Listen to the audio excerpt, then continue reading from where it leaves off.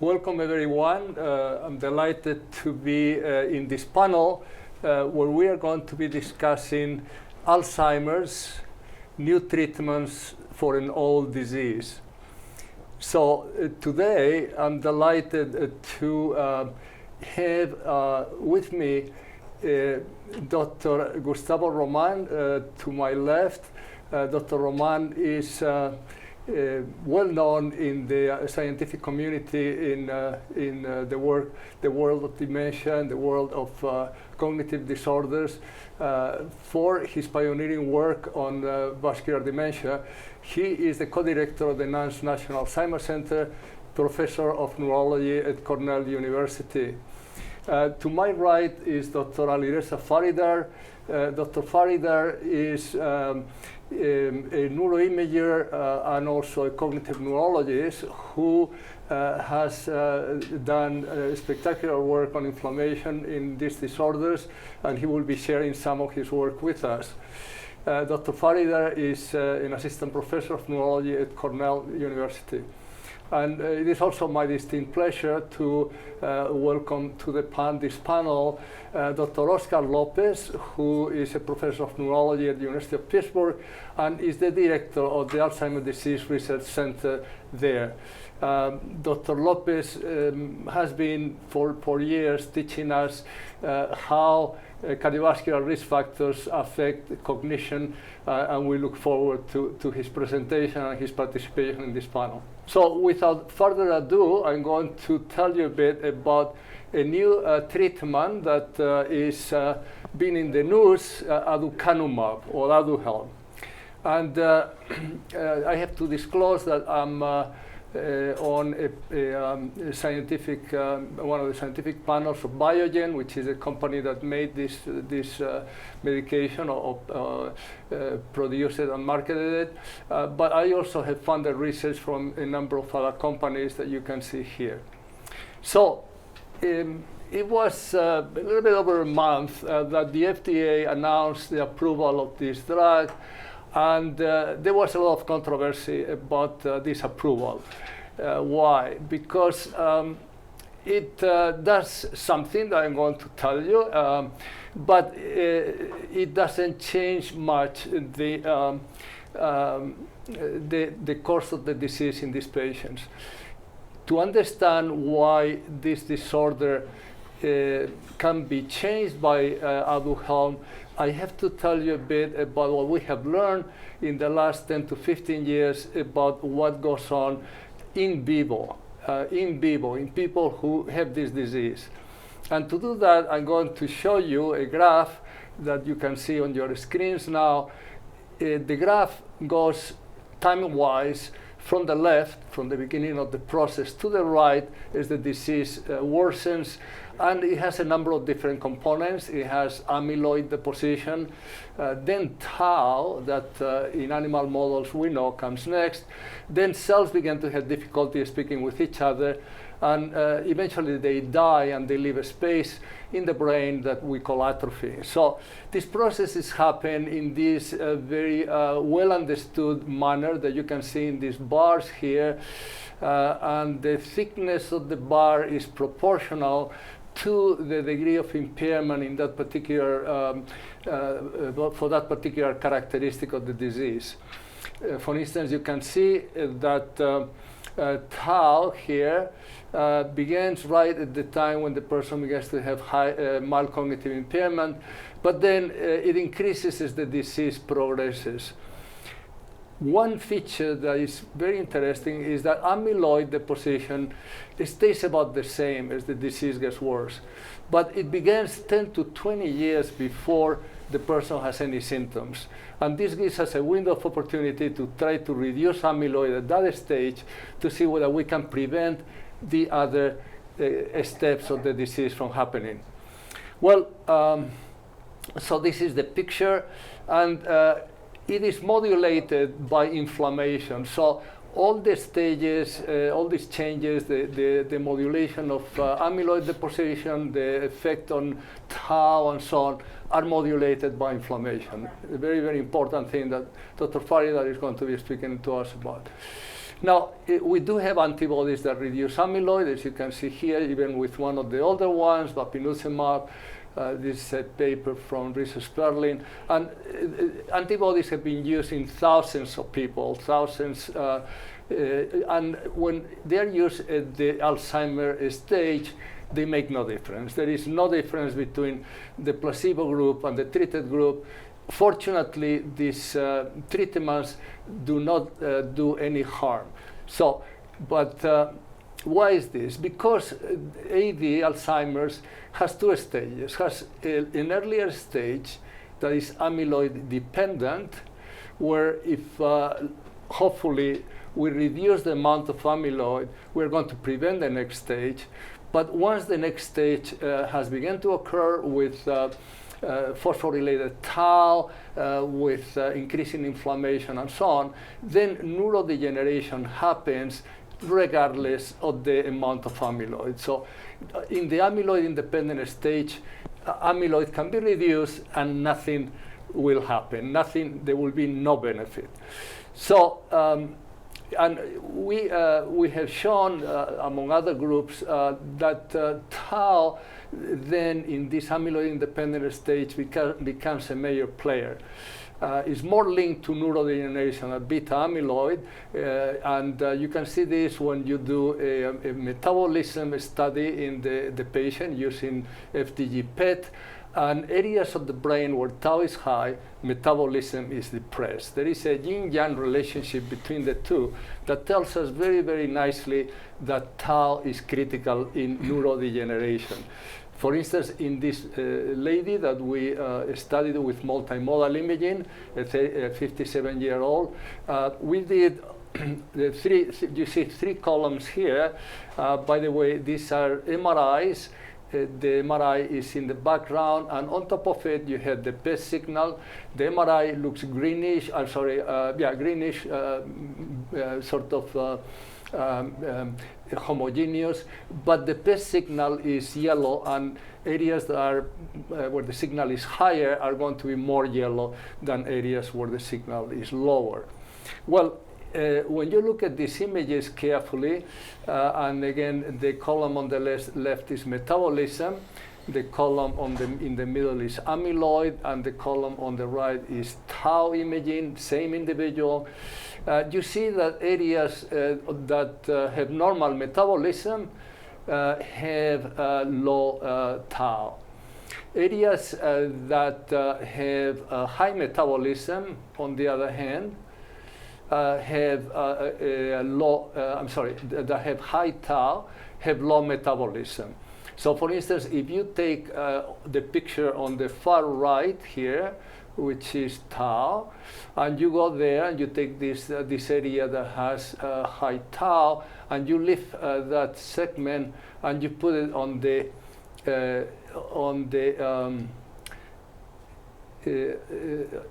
FDG PET, that is the metabolism PET, you see that that area is exactly the one that has low metabolism. And this happens very consistently and very precisely around the entire brain. Well, this relationship does not occur with amyloid. You can have high amyloid and normal metabolism. So tau, once it begins to happen, is the driver of neurodegeneration. The other thing that happens with tau is that it propagates prion-like along natural brain networks. So we did a study looking at non-fluent primary progressive aphasia, which is a tauopathy, and we measured tau in the anterior and posterior nodes of the syntactic network.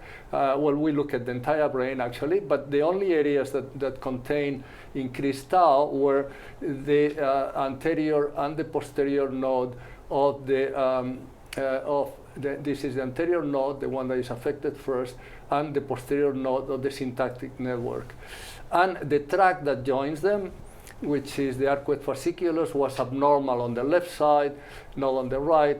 And when we look at this in a group comparison, there was a significant difference in size of the arcuate fasciculars on the left, not on the right. Again, pointing out that the transmission of tau along this fascicle is probably a fact. I mean, it looks very. This is very strong evidence that this is what's going on. All right. So on to the Aducanumab trial, just very briefly, because I think with this background it's going to be easy to understand what happened. The trial was done at this stage of the disease that you see here. It was done at the mild cognitive impairment, early Alzheimer stage. That's when the Aducanumab was used. Now, there is no question that Aducanumab decreased brain beta amyloid. So what you see in this graph are the three lines on the, by the way, let me just tell you a second. On the y-axis here, you have the amount of amyloid.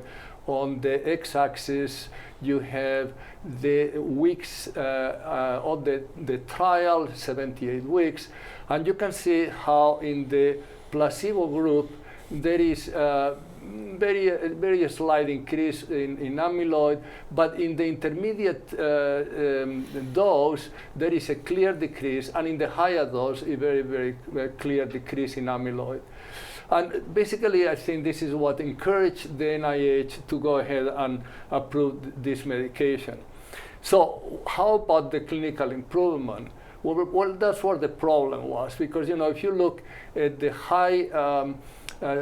high dose group, there was a slight improvement in one of the two trials, the eMERGE trial. There were two large trials. So very little effect in terms of cognitive symptoms. So despite the fact that amyloid came down, the cognitive symptoms did not improve much at all. And looking at the other scale that was significantly different, the activity of living, the activities of daily living, rather. Again, you saw an effect, but the effect was very mild, and overall, both the placebo and the treated groups continued to worsen.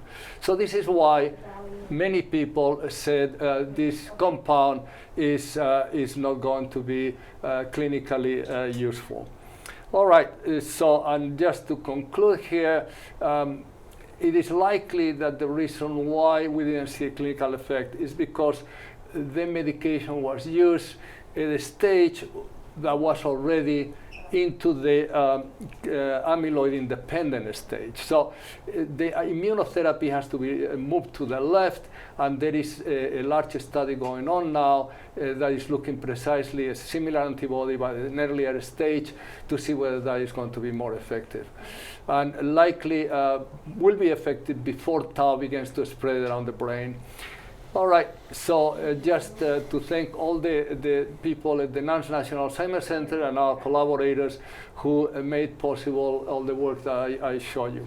All right, so I'm going to stop here, and if any of my panel has any comments on this, I'll be delighted. Oscar. For the first question, thank you so much for this nice introduction, nice presentation. Based on this very nice data, the amyloid burden might not be the best surrogate marker to evaluate in clinical trial, and tau protein might be the better option to evaluate as a potential surrogate marker. What do you think about it? Yeah, no, I agree. I mean, cognitive, the cognitive performance of a person is so changeable. So you do need amyloid to begin to start the treatment in a particular, or the trial in a particular individual. But in terms of outcome, tau provides a beautiful and fixed measurement of what's going on with this abnormal protein in the brain. So, we can tell you how many cubic centimeters of tau a person has. So, absolutely agree. And for instance, some of the treatment trials that are going on now with Aducanumab, for instance, they are using tau is one of the surrogate markers of outcome. Right, absolutely. One question that concerns the clinicians is the frequency of side effects from Aducanumab. So would you like to comment on that point? Yeah, very good point also. Yes, when you look at the literature and the report of these two studies, actually, about 40% of the people who were on the studies developed some degree of microhemorrhages or edema in some of the areas of the brain. The experience of, I think, investigators, including ourselves, is that even though you see those things on MRI, the clinical correlate is minimal. I mean, the person may have a little headache. I mean, there are some instances where it is bad, but the proportion of people who have a clinical syndrome is much smaller. I mean, it's maybe 5% or so. And that's why the Biogen is requiring two things, which I think are sensible. The first one is that the dose be increased progressively. So you don't begin with a high dose, you begin with a low dose. The second thing is that to use Aducanumab, one needs to get a baseline MRI and then repeat the MRI twice after the person begins to get the treatment. So I think those are prudential steps. Yeah, it is different to be in a clinical trial and in the community. So I don't know what's going to happen in the community. Whether we may see other issues, but at least. Is this related to amyloid angiopathy, essentially? Yes, exactly. What happens is that the amyloid is being pulled out of the brain. Some of it is going through arteriolar walls, and then you do get an amyloid angiopathy. Yes. Very good. That's right. All right. Well, thanks very much. Let's move on then to a presentation by Dr. Alireza Faridar, and he's going to be telling us about inflammation, how we can approach inflammation in this disease. Thank you very much. Thanks for the kind introduction. I will be talking about ongoing clinical trials that mainly targeting inflammation. Alzheimer's disease is a progressive neurodegenerative disorder that has affected 5.8 million patients in the United States, and the number is increasing. To slow down the progression of the disease, we need disease-modifying therapy that targets underlying pathology. The pathology initiates with abnormal deposition of amyloid plaque 20 to 30 years before symptom onset. That is followed by inflammation reaction, tau protein deposition, neuronal loss, and symptom onset. Recent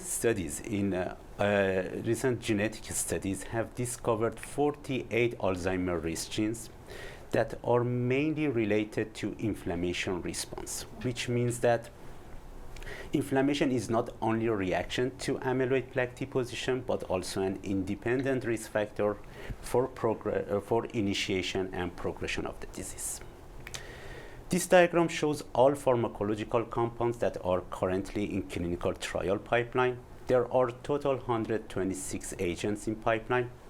16 of them are anti-amyloid, 11 anti-tau, and 16 of them are anti-inflammation. That I will be briefly reviewing some of these anti-inflammation agents.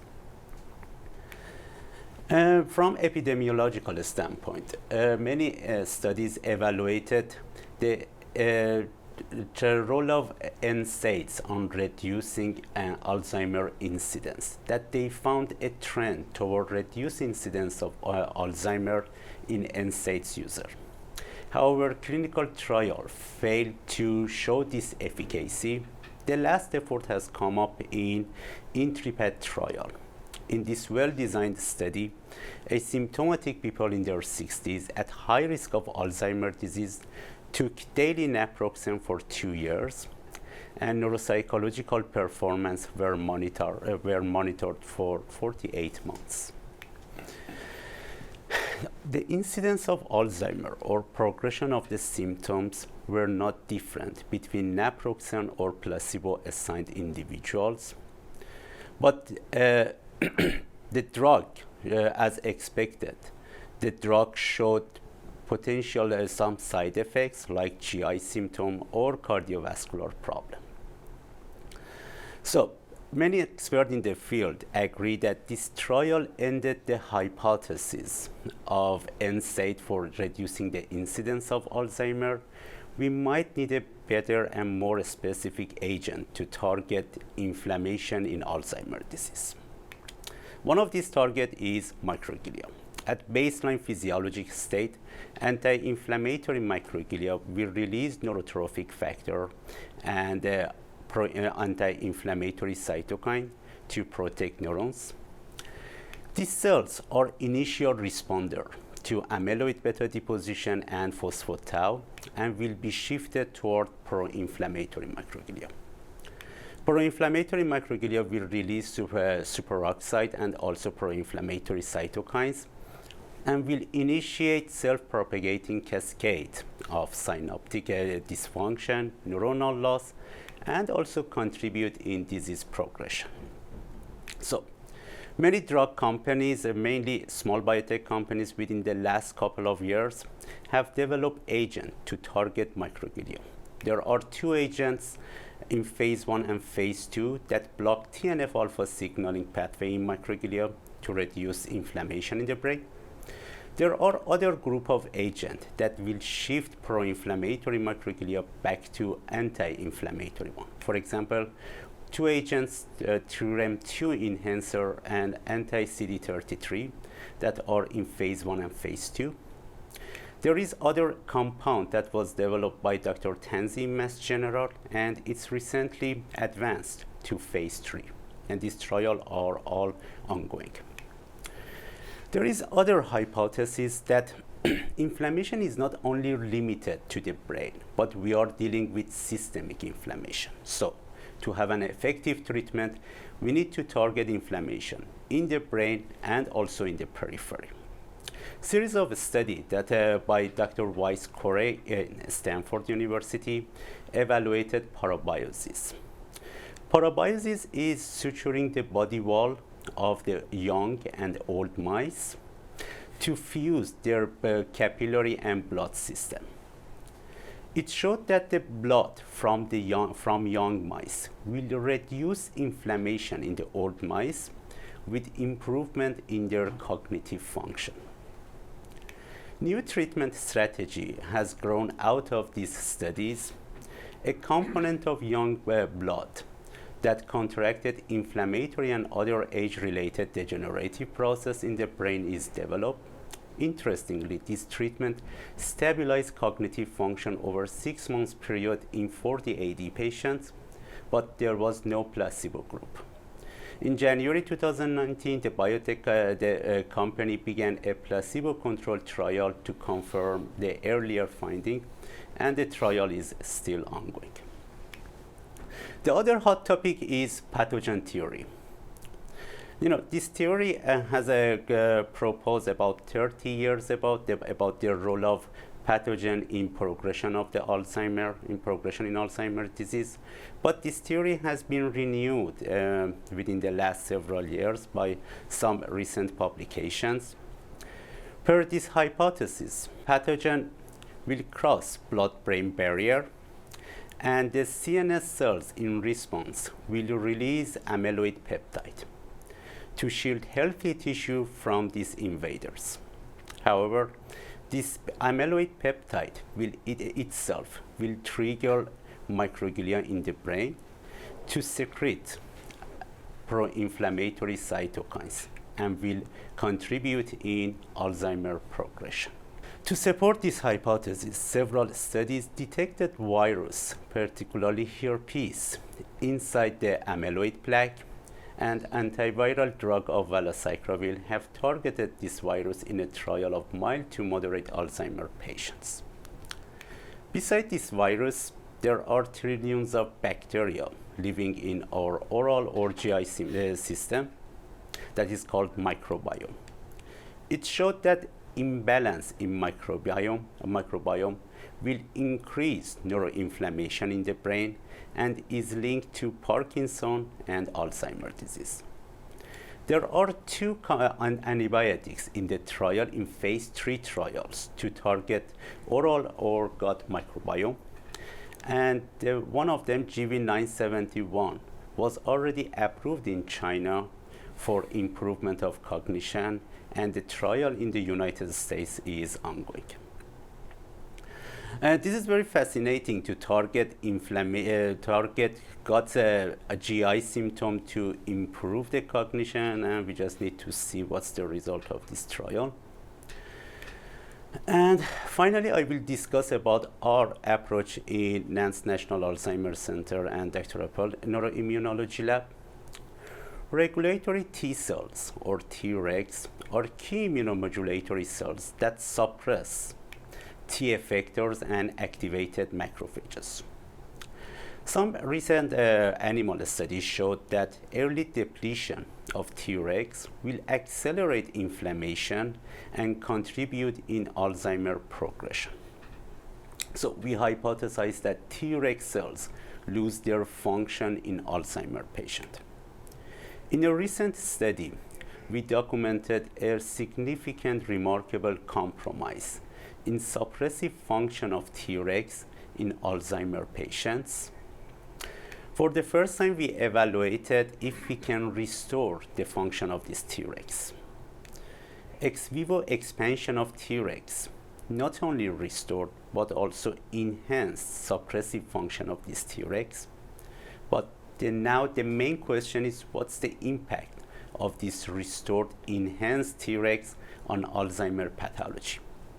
To answer this question, we injected recovered Tregs to Alzheimer's mice model, and recovered Treg reduced neuroinflammation in the brain and rescued Alzheimer's pathology. So, Tregs are modifiable therapeutic target and has a potential to be translated to Alzheimer's human study. Then we evaluated the feasibility of in vivo Treg expansion strategy. We enrolled 8 patients at mild to moderate AD dementia stage.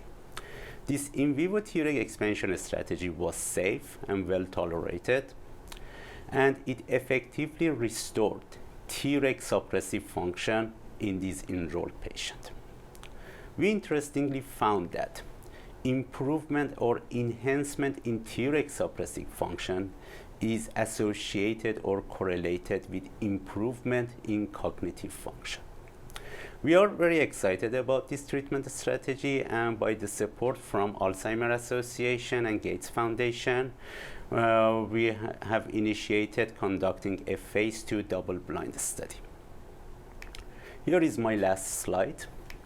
So, as Dr. Masdeu mentioned, the approval for anti-amyloid antibody is not likely to be the final treatment for Alzheimer's, but it could open doors for combination therapy. In this regard, we need to diversify the therapeutic pipeline with a greater variety of targets, including inflammation. And we also need to focus on next generation biotherapeutics, including cell, gene, and nucleotide therapies.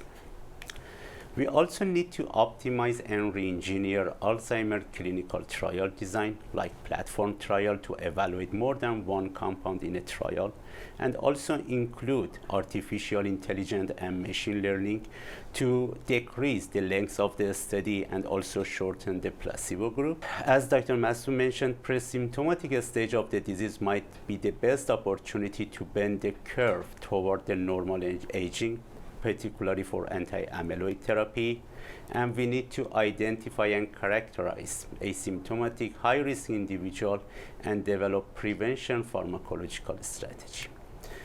Thank you very much, and please let me know if you have any questions. Very good, excellent. So I want to ask you, Alireza, what would be the role, if any, of imaging in for inflammation, for neuroinflammation? Because obviously you can look at peripheral markers very nicely. Definitely. If you have shown us. Yes. Is there any role for imaging? Definitely. Actually, for one of these patient that was enrolled in phase 1 study, we used the opportunity that we have in NAN center and we did inflammation TSPO PET scan at the beginning and at the end of 4 months treatment, and we beautifully saw that this treatment strategy reduced the signals, inflammation signal in the brain. And for the phase 2, we have planned to include imaging, particularly inflammation PET scan, as one of the biomarkers that we can monitor treatment response in enrolled patients. Great. Very nice presentation, Alireza. In the selection of patients for these studies, do you have to define a certain degree of inflammation, or is it first come, first serve, so to speak? You know, based on our previous studies, we found that particularly Treg lose their function mainly at early AD dementia stage. For example, at very early stage like MCI or pre-symptomatic stage, Treg still have their own suppressive function. In this regard, we consider enrolling criteria as MMSC lower than 24, which includes patients at early Alzheimer dementia stage. That we think that even some other studies that we have run, we have done in the past shows that this is the stage that we are dealing with inflammation, mainly in patients. Very early, even it might be the immune system have some immunoprotective role, and then they will shift to inflammatory stage. And you know, along those lines, you're speaking about treating a group of people for whom now there are very few treatments, which is the more advanced Alzheimer's.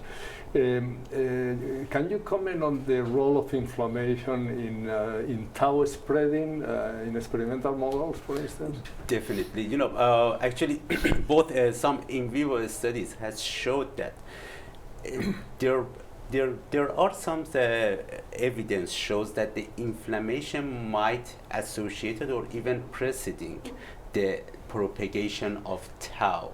And even in one of the study that was published by your group in semantic dementia, that inflammation kind of preceding the tau propagation. But what I can say that there is a very strong link and association between inflammation and tau propagation on that. Very interesting line of treatment, the just going after the inflammation. I think it makes perfect sense as a therapy for Alzheimer's disease. Thank you so much, Dr. Press. All right, and Dr. Gustavo Roman will make the next presentation. Gustavo, thank you. Well, thank you very much for this very kind invitation, very interesting meeting. I would like to present a topic that is usually forgotten in Alzheimer's disease. The interests have been centered for many years on amyloid and tau, as we have seen, but we have explored the importance of vascular factors in dementia. As you can see in the first slide, a number of new MRI techniques that have demonstrated that very early in the onset of Alzheimer's disease, there are changes in the blood-brain barrier that can now be demonstrated with new MRI techniques. These changes in alterations of the blood-brain barrier in particular have been also demonstrated in experimental models of Alzheimer's disease. The recent discovery of the lymphatic circulation that occurs during REM sleep has also put some relevance on the fact that sleep alterations in dementia have also an important role to play. A few years ago, we shown in a series of our patients that more than 90% of the patients seen in the clinic for memory disorders and early Alzheimer's disease had mutations of the methylene tetrahydrofolate reductase gene that essentially told us that there was a significant importance in the levels of homocysteine in patients with dementia. This has been known for stroke, the specialty, and cardiovascular disease for many years, that homocysteine is indeed a risk factor for inflammation and for blood-brain barrier alterations. We have to go back to the normal metabolism of homocysteine that involves, of course, folic acid, vitamin B12, and vitamin B6. So these are the three main B group vitamins that have to do with the production of S-adenosylmethionine, the main methyl donor that, as we will see, is very important for the epigenetic function. Homocysteine then, as I was mentioning, is a well-known vascular risk factor independent of other traditional coronary heart disease risk factors, and increases above 10 micromoles per liter increase the risk of coronary heart disease by about 20% independently of the other vascular risk factors. Some 20 years ago, the group of Philip Wolf in Boston demonstrated that plasma homocysteine is also a risk factor for dementia and Alzheimer's disease, and they demonstrated in a total of over 1,000 subjects with a mean age of 76 years of age, that elevations of plasma homocysteine above 14 micromoles per liter double the risk of dementia. So this is an important independent risk factor, and as you can see here, there is a progressive increase in the levels of homocysteine as you grow old. From 65, it's 11.5, and for the group 90 to 94, it doubles to 22.3. For this reason, the subjects with the high levels of plasma homocysteine have a definite increase in the risk of developing dementia. These were patients that were newly diagnosed with cognitive impairment and dementia at the beginning of the study. The reasons why homocysteine is a risk factor for Alzheimer's disease are several. It is a factor that produces endothelial damage and proliferation of small muscle cells, alterations of platelets and lymphocytes. It inhibits the formation of collagen. It decreases nitric oxide.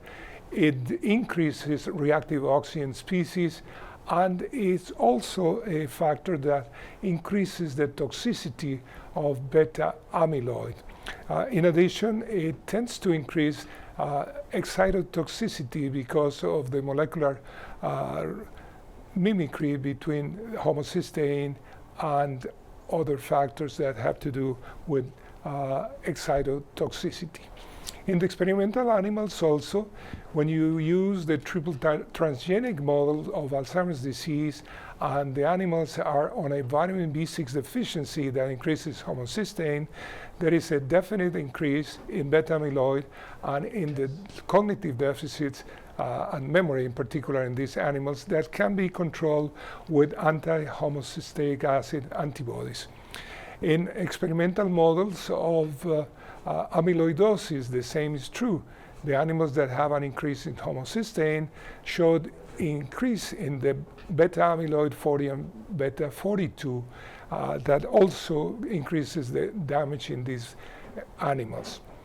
The effects of simple hyperhomocysteinemia in rats results in a significant reduction of the choline acetyltransferase positive neurons in the nucleus basalis of minor, that, if you remember, is the main area for a loss of cholinergic neurons in Alzheimer's disease, and it's also associated with cortical microbleeds, similar to what is seen in amyloid angiopathy. In the mutants with amyloid precursor protein, the excess of methionine results in elevations of plasma homocysteine and increase in beta amyloid that suggests that there is a definite connection between these changes in beta amyloid. And this led 3 or 4 years ago to an international consensus statement on the importance of homocysteine and dementia, especially because from the public health viewpoint, it would be relatively easy and inexpensive to supplement basic foods with enough folic acid and vitamin B6 and vitamin B12 to obtain at least a delay in the progression of the disease. This is based on what is called the OPTIMA study from the University of Oxford.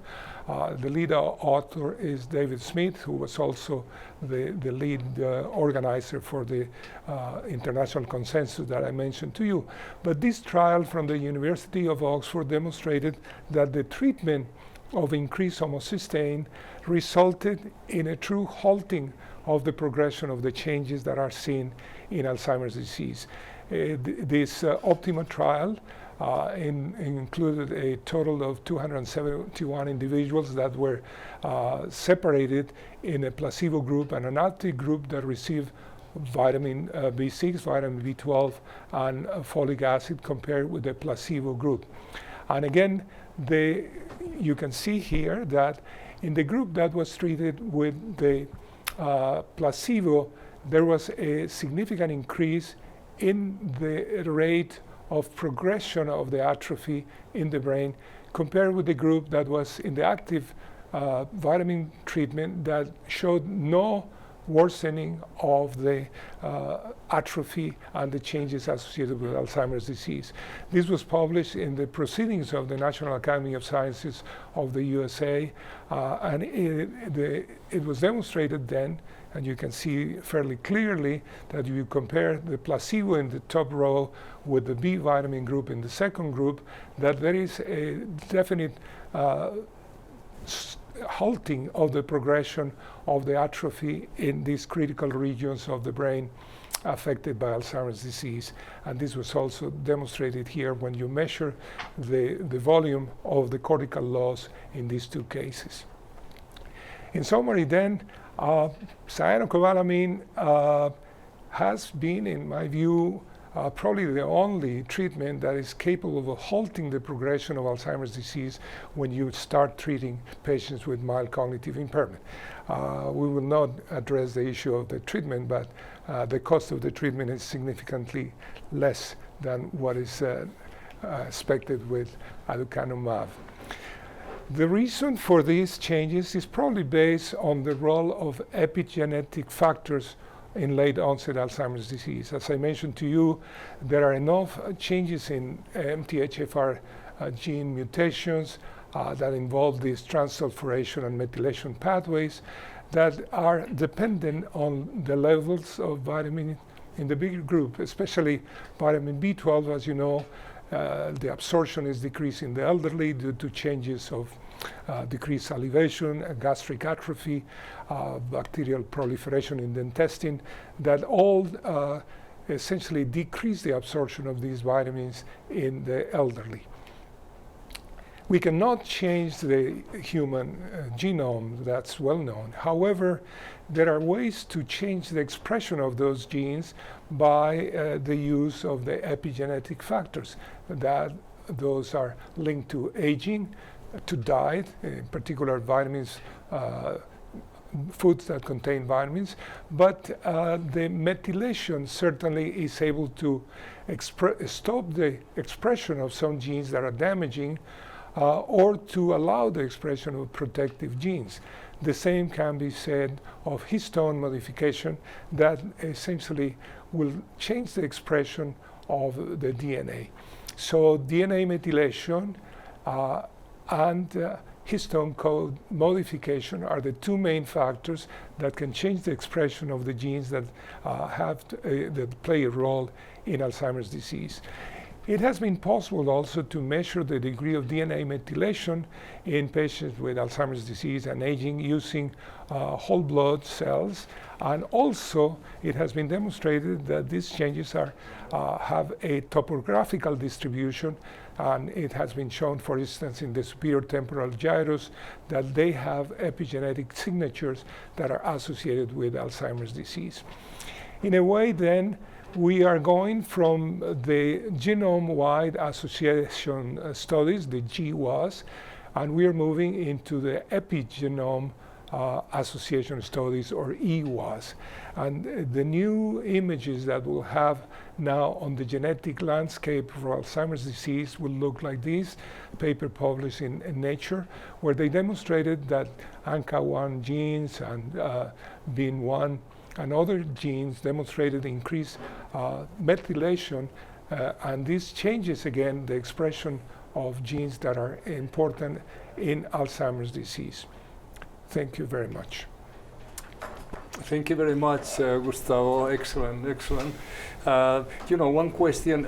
In the Optima trial, did they see a cognitive effect or just the imaging effect? That's a very good question. Indeed, they demonstrated an improvement in cognition, both MMSE and basic and instrumental activities of daily living. So there was a correlation between this halting of the progression with the cognitive improvement. Also the cognitive improvement, great.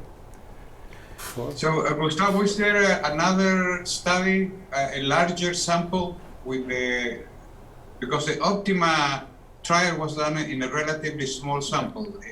Are they doing a larger study? Yes, indeed. There are plans for a larger study. It has not been funded yet, essentially because of the fact that these are medications that are, there is no lab that would be interested in a trial for Alzheimer's disease, especially considering the cost of a large trial. But I think it would be very important, especially from the public health viewpoint. And Yes. Dr. Thank Yes, you so much Alireza. for this presentation. Is there any evidence to show the link or association between hyperhomocysteinaemia and compromised cerebral perfusion? Very interesting function. Indeed, the main effect is through homocysteine that has been known to be a damaging factor, both affecting the blood-brain barrier, and that is probably the first step in the production of Alzheimer's disease or in the pathophysiology. Before amyloid deposition and tau deposition begins, the first step, at least in experimental animals, is the alteration of the blood-brain barrier. So from then on, the vascular factor continues to be important, and especially perivascular inflammation and migration of microglia certainly would be important in that regard. Thank you. Thank you very much. So we will move on to Dr. Oscar Lopez discussion presentation. Oscar, whenever it's convenient, you are on. I'm going to talk about basically about the combination of AD pathology and vascular disease. We know that there are multiple vascular lesions that can affect cognition, but the most, I would say, the most interesting and the most frequent in the elderly is this relationship between vascular disease and Alzheimer's disease.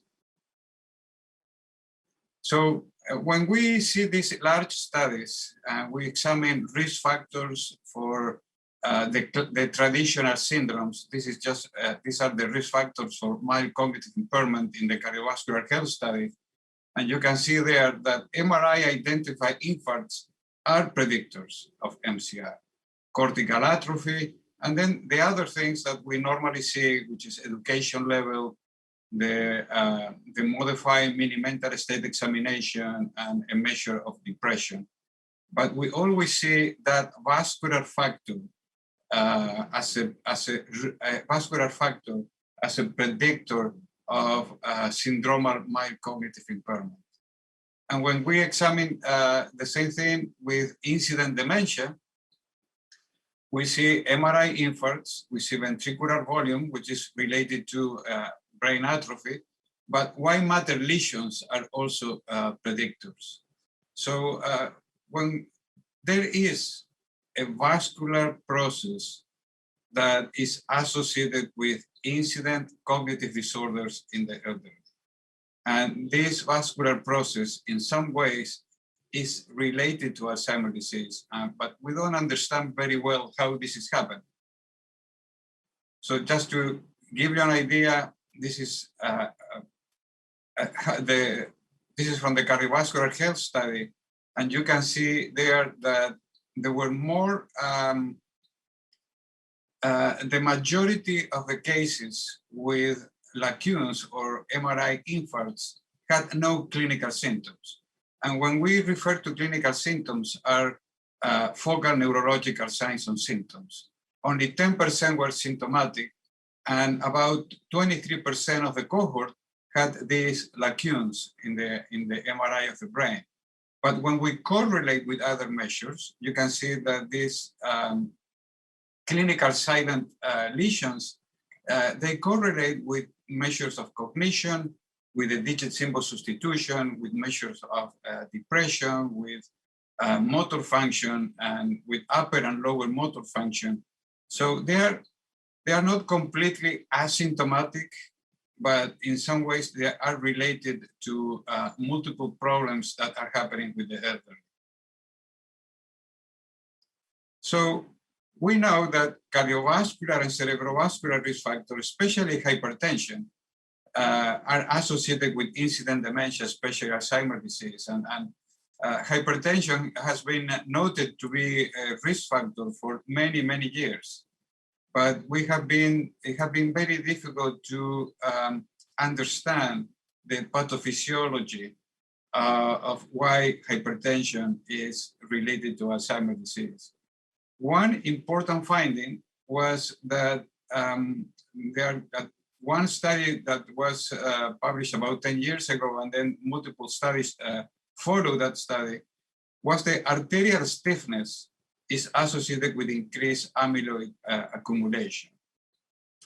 And arterial stiffness normally is present in practically all the patients with hypertension, but sometimes happen in people who are not hypertensive. But that was a very important step forward to understand the relationship between hypertension and Alzheimer's disease and the pathology of Alzheimer's disease, finding that arterial stiffness measured in a vascular lab was related to amyloid deposition.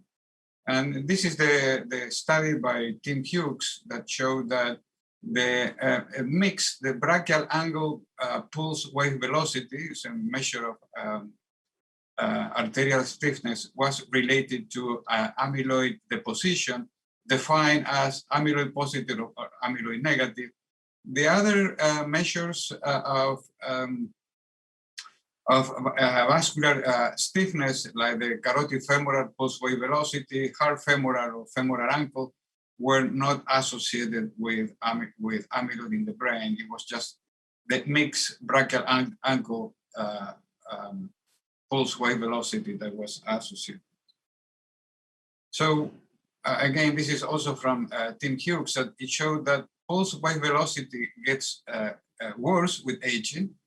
Amyloid deposition, in some ways, it goes in parallel with pulse wave velocity, and blood pressure goes also in parallel with pulse wave velocity, amyloid deposition, but at one point, the blood pressure start to decline. So after a certain age, we don't see this relationship between all these three markers, and people start having what we call normalized blood pressure, but we can talk more about this later, but it tends to go down. So, and this is just from the program project grant, that where we examine multiple biomarkers in relationship to incident MCI or dementia. We examined white matter lesions. Yes, no. They were we considered positive when they were in the 25th in the upper tertile, in the upper quartile. Hippocampal volume is a marker of neurodegeneration, and PIP was the marker of amyloid deposition. And you can see that when a person had the three biomarkers, is the perfect storm. So you have amyloid deposition, neurodegeneration, and white matter lesions as a marker of small vessel disease. then 72, almost 73% of those individuals converted to dementia over a period of 11 years of follow-up. You can see also that people with white matter lesions alone had conversion, hippocampal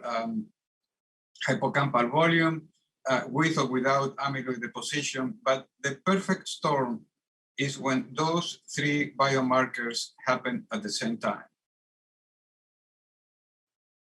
So then we follow these individuals it was one scan from 2009 to 2018, is one amyloid scan every 12 to 18 months. And you can see there is dichotomized whether they were amyloid positive or amyloid negative in 2009, so baseline.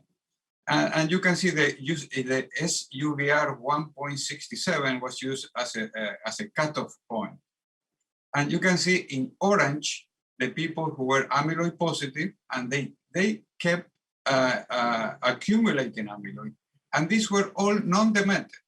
None of these individuals were demented. So before developing dementia, you can see how amyloid is being accumulated. And if you see the orange bars, where the amyloid positive, probably these individuals have been accumulating amyloid for the past 10 or 15 years, that just to reach to the 2009 baseline.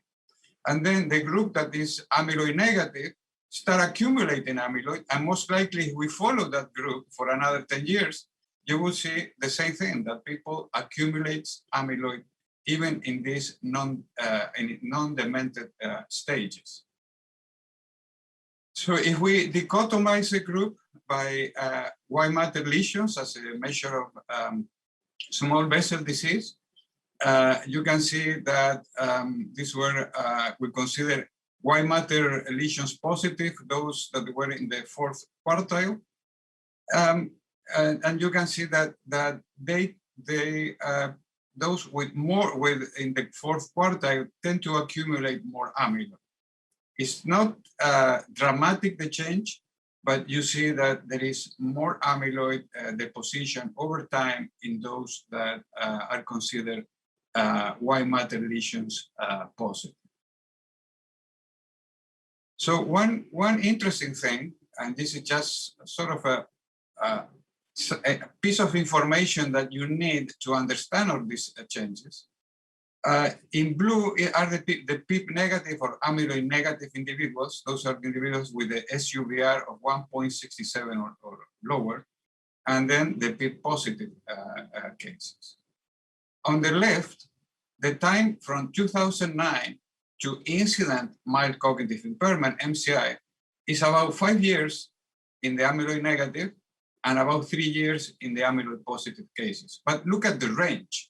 It goes from 1.36 to almost 9 years in the amyloid negative, and in the amyloid positive from 1 to almost 9 years, 8.39 years in the amyloid negative. And the time to dementia in the amyloid negative is about 7 years with a range of 2.92 to 11 years. And in the amyloid positives, its range goes from 2.27 to 9.67. And the mean was almost 6 years. So it takes a long time to people who are amyloid positive or amyloid negative to develop clinical symptoms. The people who are amyloid positive, they have a shorter time to MCI, shorter time to dementia. But again, the range of how they get there is very, very wide. So if we try to put in the same analysis, we try to identify, these are predictors or risk factors in people who were completely normal in 2009. And what we try to determine whether the change in amyloid from 2009 to 2011-12, which is at the interval time was 1.88 years, whether that change was a predictor of dementia in normal individuals. We did a Cox model with death as a competing risk, because this is it's an old cohort and people are dying. And some of these variables are predictors of death, so you need to control for mortality. And you can see there that the amyloid, the SUVR as a continuous variable, the baseline was one of the strongest predictor. And the same thing with cortical thickness and white matter lesions. So neurodegeneration, amyloid deposition, and small vessel disease are independent predictors of dementia in cognitively normal individuals.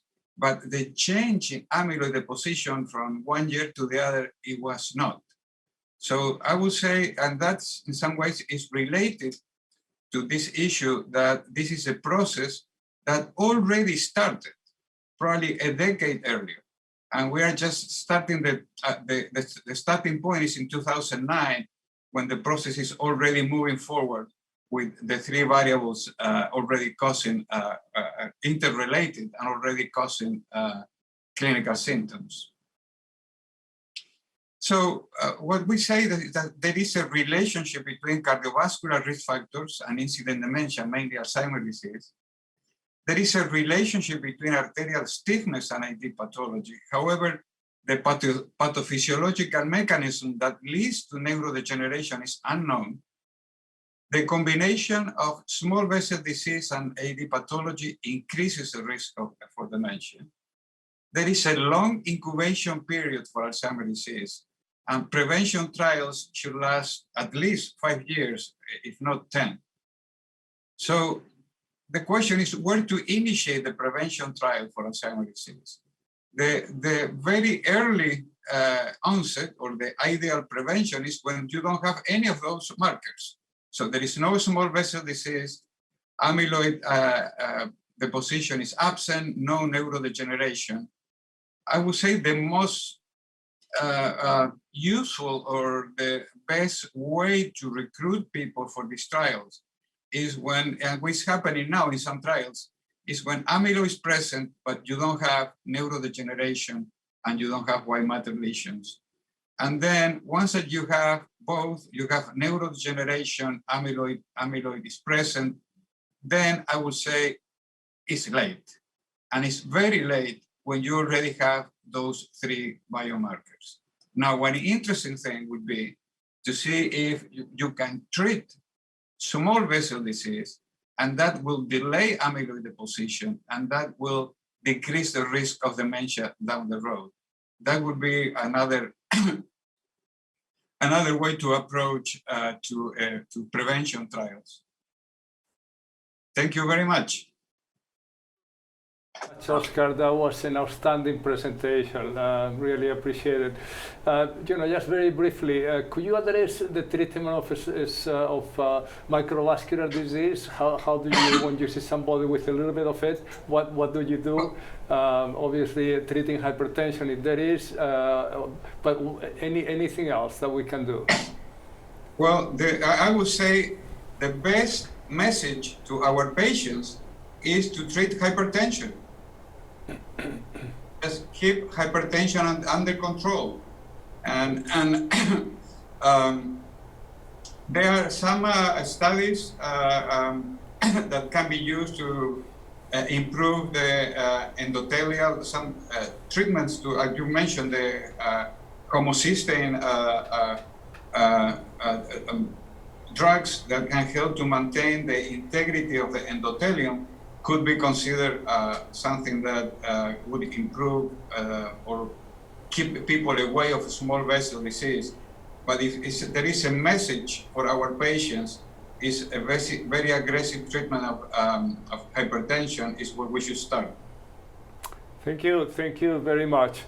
Well, unless there are any other questions from the panel, I think we're running a little bit late. I'm reminded. So let me thank the panel, all our speakers, Dr. Oscar Lopez, who was so kind to participate in this panel discussion, Dr. Gustavo Roman, Dr. Alireza Faridar, all the people who have been watching the presentation. We really appreciate your attention and interest. Let me thank, in a particular way, Jim Nance, who is the person who has made possible the National Alzheimer Center, working with Dr. Stanley Appel, and who continues to support the work that is done here to help people with these diseases. And also the leadership of the Neurological Institute, to which the National Alzheimer Center belongs, and in general Houston Methodist, which is such an absolutely amazing place to help people with all kinds of diseases, and particularly those with cognitive disorders. So thanks very much, everyone.